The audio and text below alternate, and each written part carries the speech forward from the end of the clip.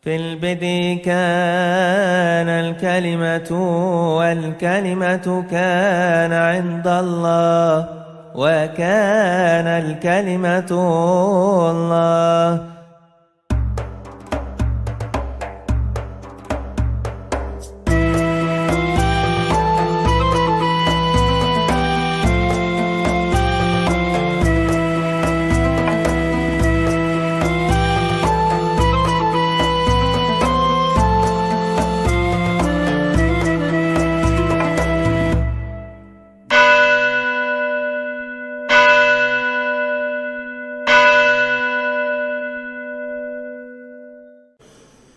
Saudara-saudara, kita akan membaca firman Tuhan dari kitab Nabi Yesaya pasal 29.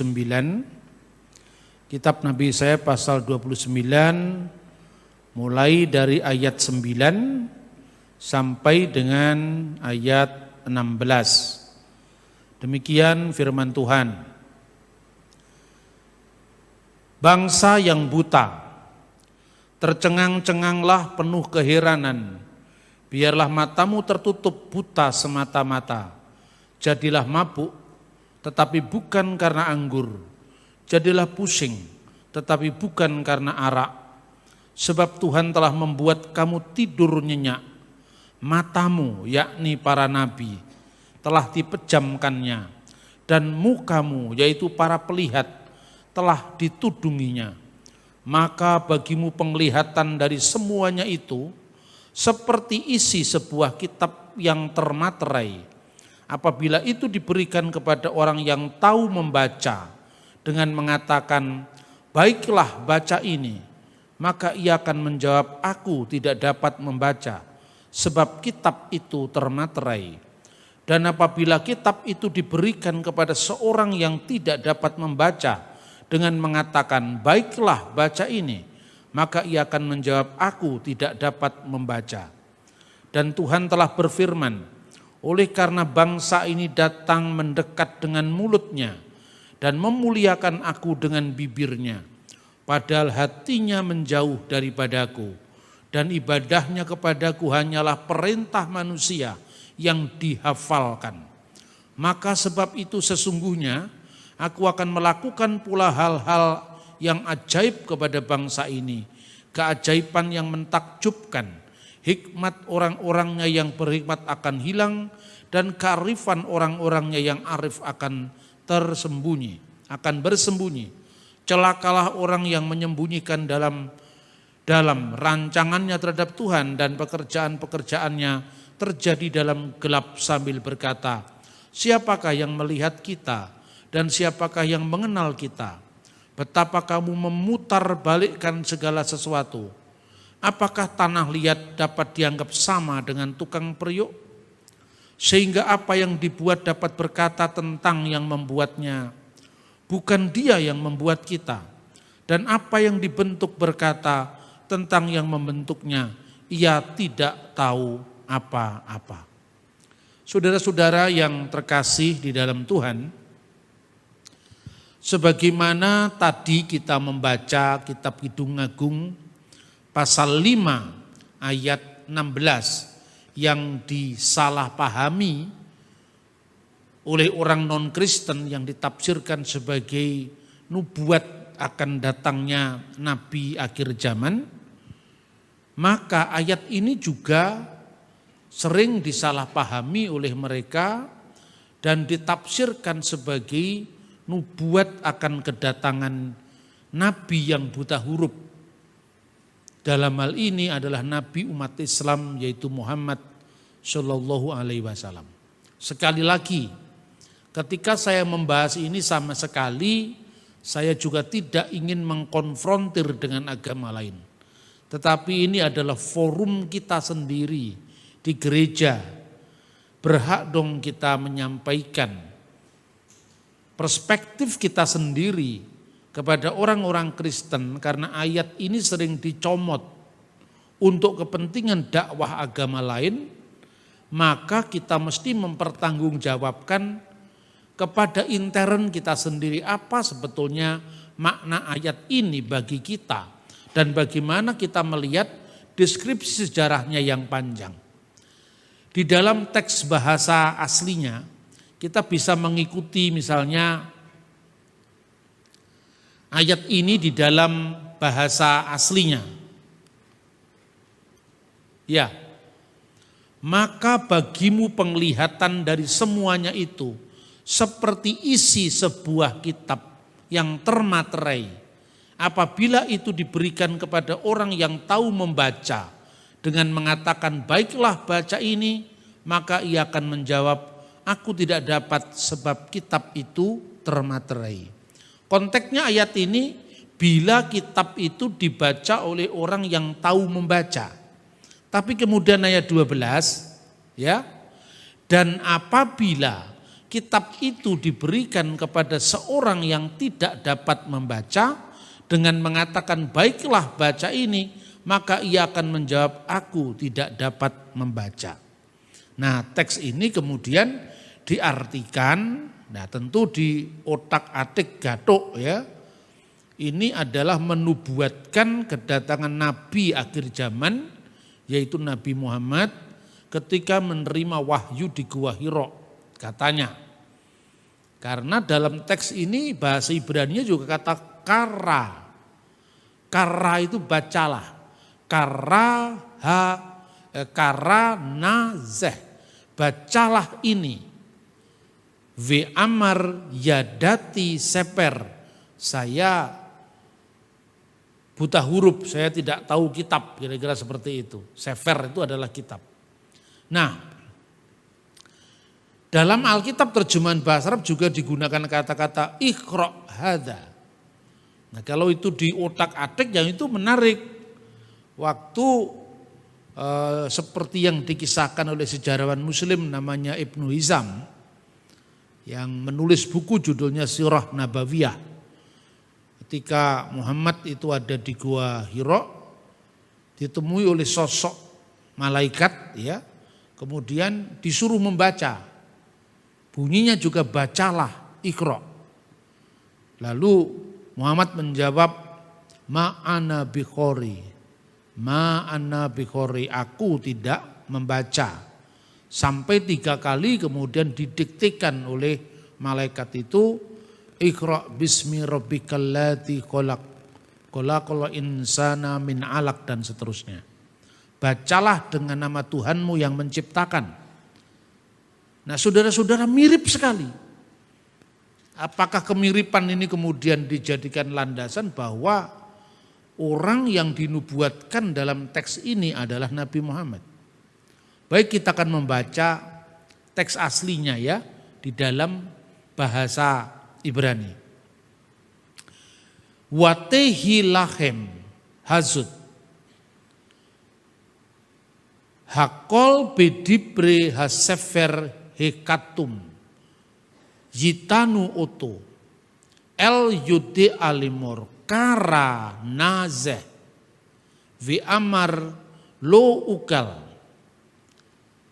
Kira-kira teks ini kalau diberikan kepada orang yang tahu membaca, baiklah baca ini, kara, nazeh, bacalah teks ini.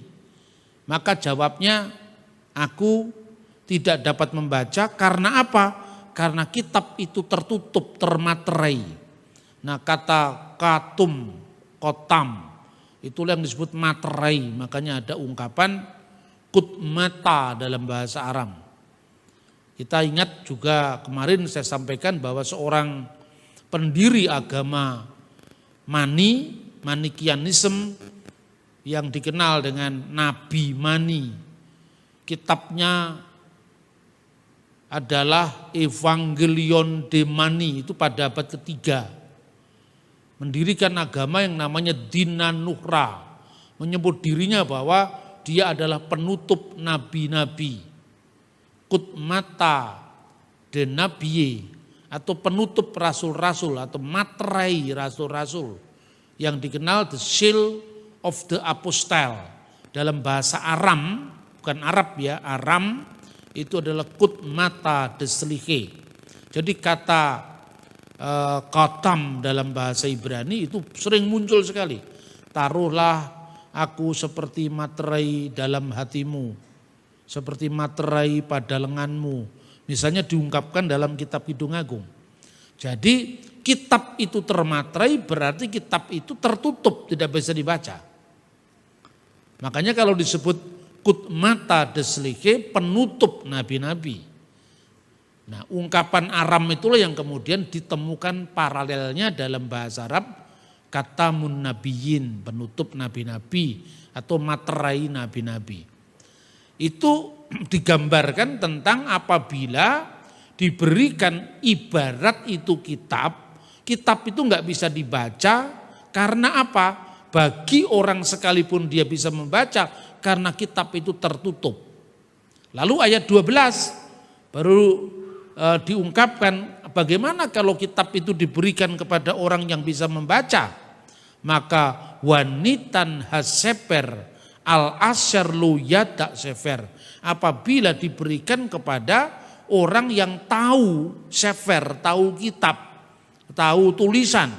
Lemor dengan dikatakan kara nazeh, ya kalau Arabnya ikhra ada, bacalah itu fi amar, maka jawabnya yadati sefer, saya tidak kenal kitab, saya tidak bisa membaca. Ini tidak ada hubungan sama sekali dengan nubuat akan datangnya Nabi. Ya, teks ini berbicara tentang penghakiman kota Yerusalem lewat serangan seorang raja namanya Sanherib dari Asyur. Dan ini bukan nubuat, bukan memprediksi tentang zaman yang akan datang, tetapi bicara tentang penghakiman atas kota Yerusalem. Karena apa? Karena nabi-nabi, utusan-utusan Tuhan yang mestinya dia bisa menjadi juru bicara Tuhan melalui sabda yang diberikan kepadanya, melalui penglihatan yang diberikan kepadanya, itu ternyata tidak melakukan. Begitu juga para pelihat, para ro'eh tidak bisa melihat. Maka dalam ayat 10 dikatakan, sebab Tuhan telah membuat kamu tidur nyenyak. Siapa yang dikatakan kamu tidur nyenyak? Itu matamu, yakni para nabi. Para nabi-nabi yang tidak sejati.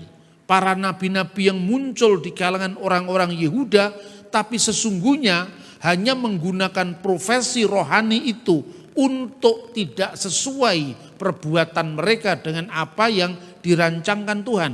Makanya matamu, yakni mata para nabi telah dipejamkannya. Telah dipejamkan oleh Tuhan. Dan mukamu, karena kalau melihat kan pakai muka ya. Muka. Itu pun para pelihat, para ro'eh itu dalam bahasa aslinya telah ditudunginya, telah ditutupinya. Karena apa? Bangsa ini telah memilih bahwa mereka beriman itu bukan karena dia benar-benar beriman dengan tulus hati, dengan mendengar suara Tuhan, dengan melakukan firman Tuhan, tetapi ibadah mereka hanya hafalan, ibadah mereka hanya ritual yang kering, yang tidak menyentuh hati, menyentuh pikiran, menyentuh segenap kehidupannya untuk menjadi pengabdi kepada Tuhan. Maka percuma lagi bangsa ini, kira-kira seperti itu konteksnya. Percuma lagi bangsa ini ada banyak nabi-nabi atau ada banyak pelihat-pelihat, tapi visi mereka seolah-olah itu hanya disalahgunakan sehingga seperti ditudungi, sekalian ditudungi. Karena apa? Karena mereka tidak lagi bisa menjadi juru bicara Tuhan dari apa yang sudah diberikan Tuhan kepada mereka. Karena telah dipejamkan mata mereka, yaitu mata nabi-nabi tadi. Atau karena telah ditudungi muka mereka sehingga ro'eh atau para pelihat tidak bisa melihat lagi kebenaran. Nah, karena itu baru ayat 11 dikatakan, maka bagimu penglihatan atas semuanya itu yang diberikan Tuhan itu seperti sebuah kitab yang termaterai, kitab yang digembok, kitab yang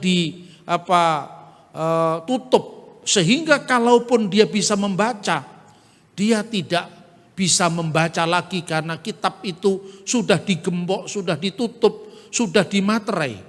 Dan apabila kitab itu diberikan kepada nabi-nabi, para pelihat yang bisa membaca, maka dia tidak bisa membaca kitab itu. Yang tidak bisa membaca, aku tidak bisa membaca. Yang bisa membaca, aku juga tidak bisa membaca karena kitabnya termaterai. Nah, konteksnya apa sebetulnya firman Tuhan ini? Kita bisa melihat pada perikop secara keseluruhan. Jadi sekali lagi, ketika saya mengatakan ini tidak ada hubungannya dengan kisahnya Nabi Muhammad menurut ajaran Islam yang sering kemudian dikait-kaitkan, ini bukan berarti saya tidak menghormati agama Islam. Tidak. Karena ini kitab kita yang dipakai oleh orang Islam untuk membenarkan, mencari pembenaran ajaran Islam. Maka saya berhak memberikan klarifikasi konteks kitab ini seperti apa.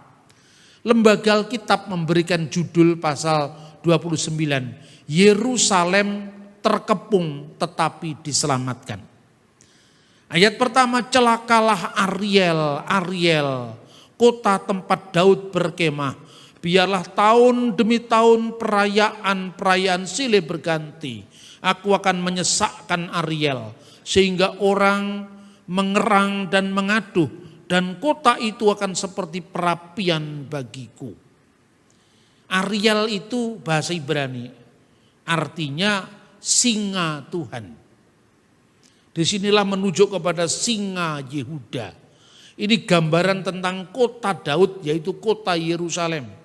Kota Yerusalem yang tidak ideal lagi di mata Tuhan, tapi kota yang sering memberontak terhadap Tuhan. Bahkan ketika ada banyak rohaniwan, banyak nabi-nabi, banyak pelihat, tapi sesungguhnya mata mereka seolah-olah sudah tertutup. Muka mereka seolah-olah tertudungi karena mereka hanya membaca Alkitab, membaca firman Tuhan, tapi tidak pernah bisa melaksanakan. Kalaupun dia melakukan ibadah, itu hanya ibadah hafalan yang tidak membawa perubahan dalam kehidupan rohani mereka. Maka dalam konteks inilah, mulai tahun 701, Tuhan mengirimkan seorang raja Asyur yang namanya Sanherib untuk menyatakan murkanya atas kota Yerusalem. Namun toh kota Yerusalem akhirnya dilepaskan. Dan ini terjadi pada zaman Nabi Yesaya. Maka di sini Yesaya itu menjadi sumber primer. Karena Yesaya hidup dalam beberapa zaman. Dan ini terjadi pada zaman Hizkia. Nah, saudara-saudara, dia menjadi saksi mata Nabi Yesaya yang menulis ini. Karena dia saksi mata, maka dia sumber primer kalau ngomong sejarah.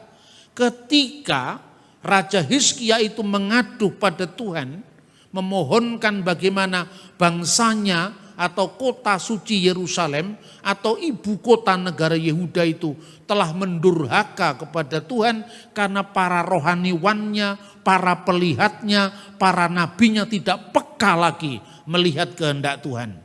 Maka kemudian Raja Asyur yang bernama Sanherib itu kemudian mengepung kota Yerusalem. Ketika Yerusalem itu dikepung, dan ini juga bukan hanya omongannya Alkitab loh saudara-saudara.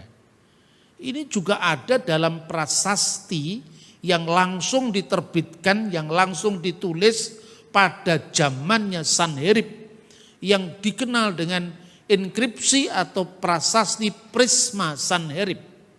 Dalam prasasti itu ada kata Hizkia, nama Raja Israel atau Raja Yehuda yang berkuasa pada saat Yerusalem dikepung.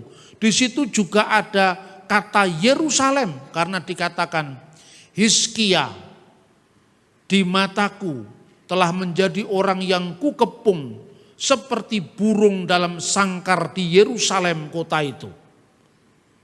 Inilah kesombongan atau ungkapan dari Raja Sanherib yang kemudian muncul dalam prasasti yang dikenal dengan prasasti Sanherib atau Prisma Sanherib. Karena bentuk prasasti itu seperti prisma begini, tertulis dalam bahasa Akkadia.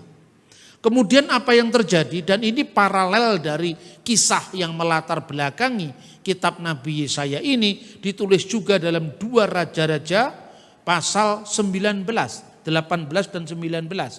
Maka pada waktu itu kita bisa melihat karena rancangan dari pengepungan yang dilakukan oleh Sanherib itu, maka Raja Hizkia membangun terowongan.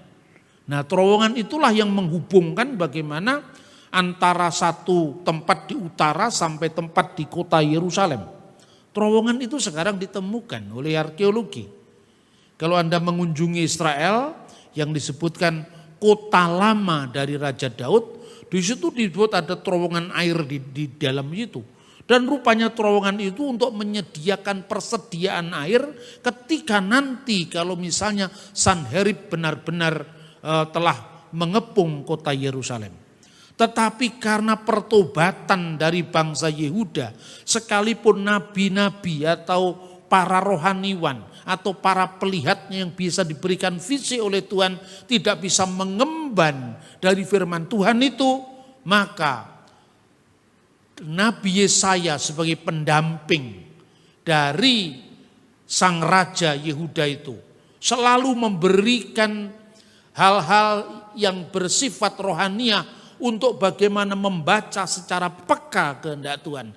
Makanya 2 Raja-Raja 18 dan 19 paralel dengan Yesaya pasal 29 yang kita baca sekarang. Jadi Yesaya pasal 29 itu menceritakan bagaimana kebobrokan para tokoh agama yang disebut para Nevim, para nabi dan para roeh, para pelihat itu. Sehingga muka mereka seolah tertudungi, sehingga mata mereka seolah tertutup karena ibadah mereka hanya bersifat lahiriah. Nah, itulah bencana yang diancamkan kepada Ariel, yaitu singa Allah yang melambangkan kota Yerusalem. Nah, saudara-saudara, di dalam 2 Raja-Raja 19 ayat 35 itu diceritakan ketika bangsa itu kemudian mengadu kepada Tuhan, selain dia melakukan usaha untuk bagaimana nantinya kalau serangan Sanherib itu akan tiba di kota Yerusalem, dibangun terowongan itu. Dan kita juga menemukan prasasti di sana yang disebut sebagai prasasti Siloam. Prasasti itu menceritakan kejadian ini. Jadi sekarang jelas Alkitab itu bukan sekedar buku yang diklaim sebagai wahyu tanpa bukti atau tanpa konfirmasi dengan sumber-sumber sejarah yang sejaman. Bahkan prasasti yang dikenal dengan prasasti kolam Siloam yang menceritakan bagaimana Raja Hizkia untuk membangun terowongan air itu sampai sekarang masih bisa dilihat di Yerusalem.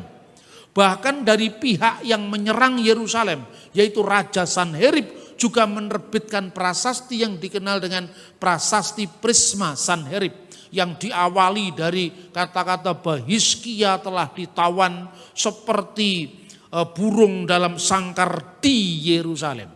Tetapi Tuhan berjanji Yerusalem dikepung tapi terluput. Karena apa? Karena doa-doa orang yang masih benar, sekalipun sebagian dari kota itu mendurhaka kehendak Tuhan. Dan itu dicatat saudara-saudara dalam Raja-Raja pasal 19 ayat 35. Di mana Tuhan mengirimkan malaikatnya dan 185.000 tentara Asyur itu dibunuh. Nah sekarang bagaimana cara malaikat membunuh orang Asyur itu? Itu kan? Maka kadang-kadang catatan dalam Alkitab perlu dicari paralelnya dengan sejarah sekuler. Dan tentang tewasnya prajurit Asyur ini tidak hanya Alkitab yang menceritakan. Dalam bahasa Alkitab, bahasa rohani Alkitab, malaikat telah datang menumpas 185.000 orang Asyur. Tetapi sejarawan-sejarawan lain yang hidup kira-kira berdekatan dengan zaman itu, misalnya sejarawan Romawi yang bernama Herodotus. Saudara-saudara, bukunya sudah diterbitkan dalam bahasa Indonesia. Judulnya The Histories, sejarah-sejarah. Bahasa aslinya dalam bahasa Yunani judulnya Historikon. Saya dapat buku ini dalam bahasa Yunani di tempat loak di Taman Ismail Marzuki. Saya itu punya karunia untuk merombeng buku. Buku-buku yang asing begini saya dapat. Kalau Anda pergi ke Israel, ya, itu Anda di Ben Yehuda itu ada toko buku tua yang menjadi langganan saya. Itu ada edisi buku-buku yang mulai dari filsafat sampai bapak-bapak gereja ditulis bilingual dalam bahasa asli, Yunani misalnya dengan English translation, Latin misalnya dengan terjemahan bahasa Inggris. Itu lengkap. Tapi buku itu harganya lumayan juga. Satu buku kecil itu Inggris, Yunani itu harganya sekitar 50 sampai 60 US dollar. Ya kalau di sini berapa itu ya? 750.000 buku satu itu. Kalau di sini Anda beli buku 150.000 aja keberatan sekali. Padahal buku itu penting karena itu jendela dunia itu Anda bisa membaca kemana-mana. Apakah Alkitab tidak cukup? Untuk iman kita cukup. Tapi untuk pembuktian pada orang tidak percaya. Apakah mereka cukup hanya kitab suci kita? Kitab suci kita kan bagi kita yang percaya. Bagi dia yang punya kitab sendiri kan enggak cukup. Maka untuk membedakan itu penting kita baca sejarah. Saya penasaran, apa maknanya malaikat membunuh 185.000 orang pada peristiwa ketika Yerusalem dikepung, tapi Yerusalem menjadi selamat. Dan saat itu kemudian digambarkan bahwa Raja Sanherib meninggalkan batas kota Yehuda. Lalu dia kembali ke wilayahnya, ke negaranya, dan tidak lama setelah itu Sanherib meninggal. Tapi tentaranya sudah mati di Yehuda 185.000 orang menurut catatan Alkitab. Ternyata Herodotus mencatat juga. Bukan hanya Herodotus, Flavius Josephus itu mengutip dari sejarawan Babel. Jadi sejarawan Babel namanya adalah Barosus. Ada 3 catatan. Yang paling lama itu adalah sejarawan Herodotus, sejarawan Roma, lalu sejarawan Barosus dari Babel, dan sejarawan Yahudi yang bernama Flavius Josephus. Ternyata yang disebut malaikat membunuh dia itu lewat apa? Lewat persebaran penyakit pes. Karena banyak tikus-tikus yang kemudian gak tahu datangnya dari mana, tiba-tiba menimbulkan wabah penyakit, katanya Barosus. Wabah penyakit pes, kata Herodotus. Seolah-olah Tuhan bekerja melalui malaikat yang dikirimkan itu mengirimkan banyak tikus yang di situ. Kemudian tikus-tikus itu menyebarkan wabah penyakit. Dan tentara-tentara asing yang berkemah untuk menyerang Yerusalem itu meninggal. Dan saat itu Yerusalem diselamatkan Tuhan dari serangan bangsa Asyur, khususnya dari Sanherib.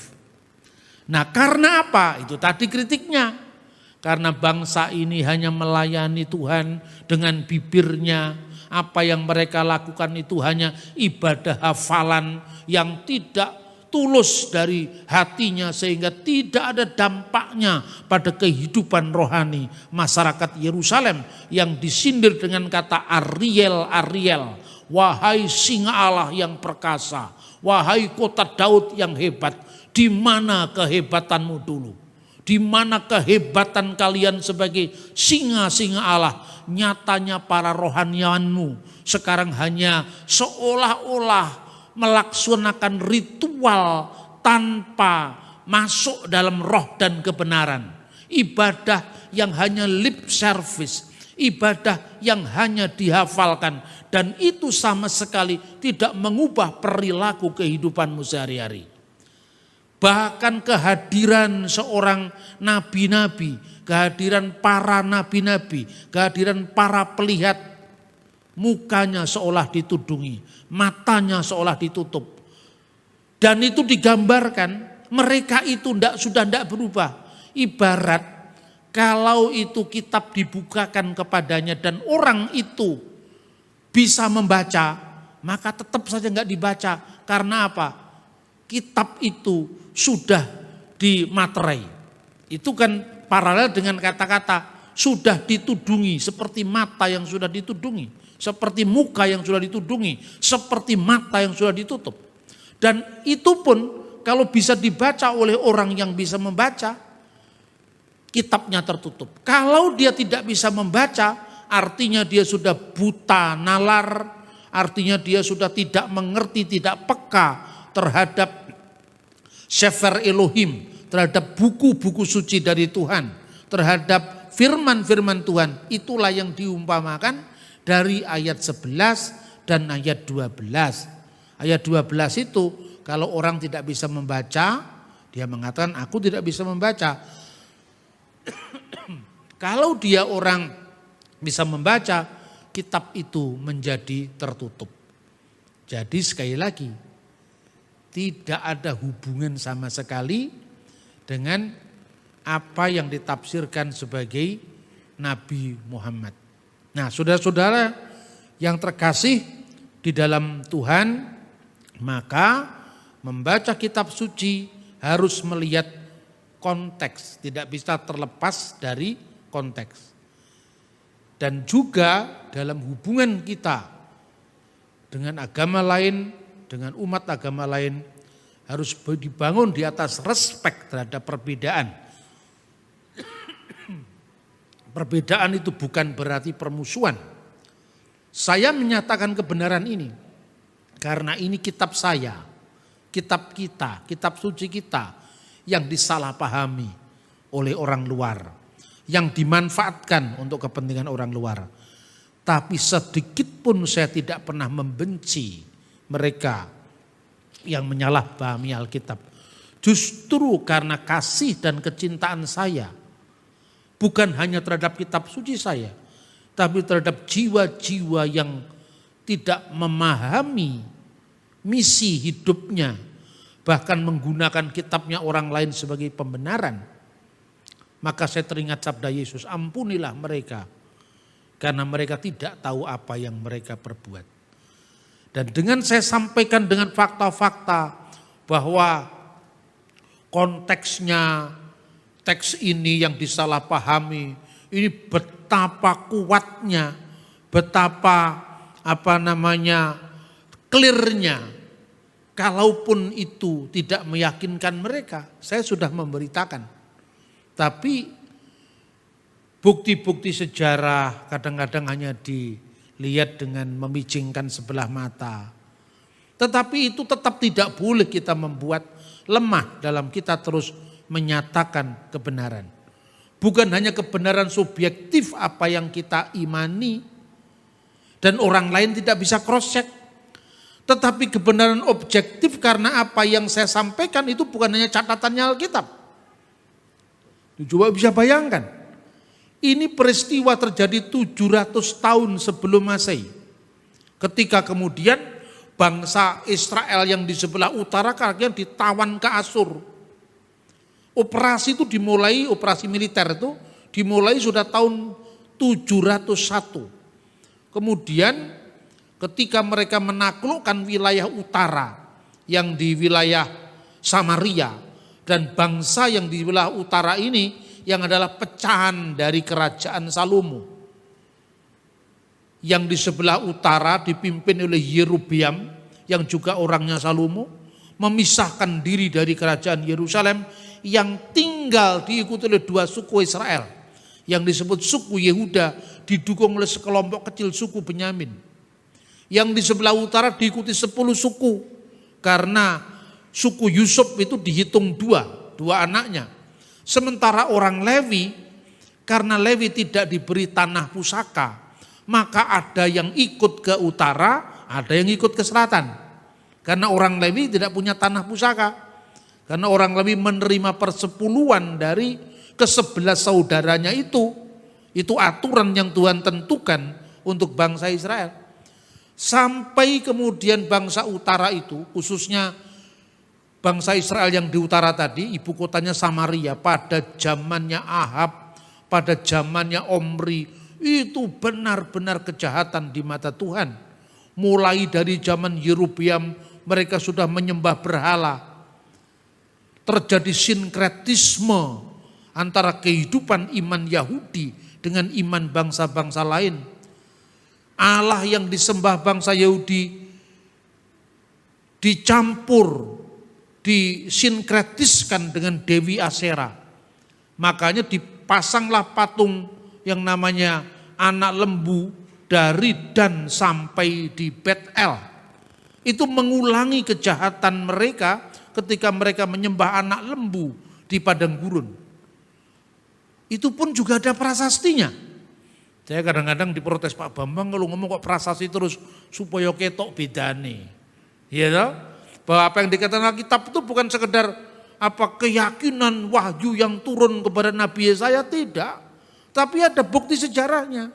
Nah, kebetulan saya seorang pecinta sejarah, begitu saya membayangkan kalau ketemu dengan bentuk prasasti prisma, Sanherib atau prasasti silinder Kores Agung, atau prasasti Kuntilet Ajrut, prasasti yang dikenal dengan prasasti Kirbet Elkom. Dua prasasti itu menyaksikan kebenaran Alkitab tentang jatuhnya kerajaan utara dalam penyembahan berhala. Yang di sebelah selatan dipimpin oleh Rahabiam. Rahabiam itu anaknya Salomo. Makanya sebelah selatan ini dalam prasasti-prasasti di luar Alkitab disebut Bet David. Rumah Daud maknanya keluarga Daud, karena ini diteruskan oleh keturunan dari Raja Daud. Itu pun juga dibuktikan misalnya dengan prasasti Teldan misalnya, di mana ada kata-kata Bet David, rumah Daud. Itu luar biasa. Tahun 722 bangsa yang di sebelah utara itu benar-benar takluk, jatuh oleh Asyur. Lalu mereka sebagian penduduknya dibawa ke Asyur, sebagian penduduknya itu kemudian menikah dengan 5 bangsa. Bangsa Babel, Hamat, Awa, Kuta, Seferwaim. Makanya orang Yahudi menyebut orang Samaria yang hasil perkawinan dari suku-suku yang jumlahnya 5 pada saat penawanan Asyur itu disebut sebagai orang-orang Kutim karena menikah dengan bangsa Kuta. Ini bukan Kuta di Bali ini, Kuta yang ada di Timur Tengah sana ya. Babel, Kuta, Hamat, Awa, Sefarwaim, 5 ini. Makanya ketika Yesus menegur perempuan Samaria, kamu telah menikah dengan 5 suamimu dan yang terakhir ini bukan. Itu artinya apa? Yesus mengingatkan dosa bangsa Samaria ketika dulu dia melakukan sinkretisme agama dengan 5 suku itu. Dan sekarang kamu sudah dirikan bait sucimu di Gunung Gerizim sebagai tandingan Yerusalem. Tapi sebenarnya kamu juga tidak sungguh-sungguh menyembah Allah Israel itu. Maka Yesus mengatakan, kamu menyembah Allah yang tidak kamu kenal. Kami menyembah Allah yang kami kenal karena kebenaran datang dari bangsa Yahudi. Orang Samaria tetap dikasih Yesus karena perbuatan baik mereka. Karena ortopraksi mereka, tetapi Yesus tidak kehilangan sikap kritisnya bahwa bangsa ini melakukan pelanggaran di masa lalu. Nah, tahun 722 tertawan, tinggal Yehuda yang ingin ditundukkan kepada Asyur, maka Sanherib mengirimkan pasukan militernya untuk menduduki Yudea. Tetapi beda yang di sebelah utara, yang di sebelah selatan ini lewat bimbingan Nabi Yesaya, yang tidak lain adalah nabi yang benar, yang tidak lain adalah nabi yang menjadi saksi sejarah, saksi mata dari kehidupan Raja Israel, khususnya Hizkia. Maka Tuhan mendengar ketika malaikatnya dikirimkan menewaskan 185.000 orang. Nah saudara-saudara, dalam konteks inilah ayat 12 terus kita baca. Apabila kitab ini diberikan pada orang yang tidak bisa membaca, dia mengatakan aku tidak bisa membaca. Ini bukan nubuat, ini peristiwa yang terjadi, yang direkam, direfleksikan oleh Nabi Yesaya untuk peringatan bagi bangsa Yehuda dan juga generasi setelahnya termasuk kita semua. Nah, saudara-saudara banggakan dengan Alkitab? Amin, saudara-saudara. Ini luar biasa karena apa? Saya kalau mengajar sejarah selalu saya kaitkan dengan sejarah biblikal. Nah, siapa Raja Kores itu saya jelaskan. Dan orang menerima perspektif yang lebih lengkap tentang Alkitab, tentang firman Tuhan. Nah, kiranya apa yang saya sampaikan dari contoh bagaimana Tuhan telah menegur bangsa Yehuda karena banyak rohaniawan mereka yang menyalahgunakan profesi rohani itu, para nabi yang matanya seolah-olah telah tertutup, para pelihat yang mukanya seolah-olah sudah tertudungi karena pilihan mereka untuk mendurhaka, untuk tidak peka, untuk hanya memahami ibadah sebatas ritus belaka. Itu menjadi peringatan bagi gereja kita sekarang. Karena apapun antusiasme rohani itu patut untuk kita hargai. Tetapi jangan-jangan itu hanya menjadi tren. Ini teguran bagi kita. Tuhan tidak menilai rumusan doa kita yang baik, rumusan doa kita yang indah-indah, tetapi ketulusan hati kita. Tetapi kepolosan seperti seorang anak-anak yang Tuhan Yesus katakan, biarlah anak-anak itu datang kepadaku. Karena dialah yang akan memperoleh kerajaan surga. Kita kiranya diberikan pencerahan oleh Roh Kudus dengan memberikan kita pendengaran yang peka terhadap suara Tuhan, khususnya di tengah-tengah kebangkitan agama. Sekarang ini kan era kebangkitan agama kan? Tapi kalau teks ini dibaca dalam konteks era kebangkitan agama, jangan-jangan cuma merek agamanya yang terekspos, tapi spiritualitasnya mati. Degup gerak rohaninya tidak jalan. Maka agama tanpa spiritualitas. Agama yang jadi organized religion, tapi tidak mengandung roh yang menyala-nyala. Roh yang menyala-nyala ini roh yang melayani Tuhan. Yang peka terhadap suara Tuhan. Dan membaca tanda-tanda zaman. Seperti Yerusalem yang terkepung tetapi akhirnya terselamatkan. Tuhan memberkati kita dengan firman-Nya. Shalom alaikum besem Hamasyah. Salam dalam Kristus. Amin.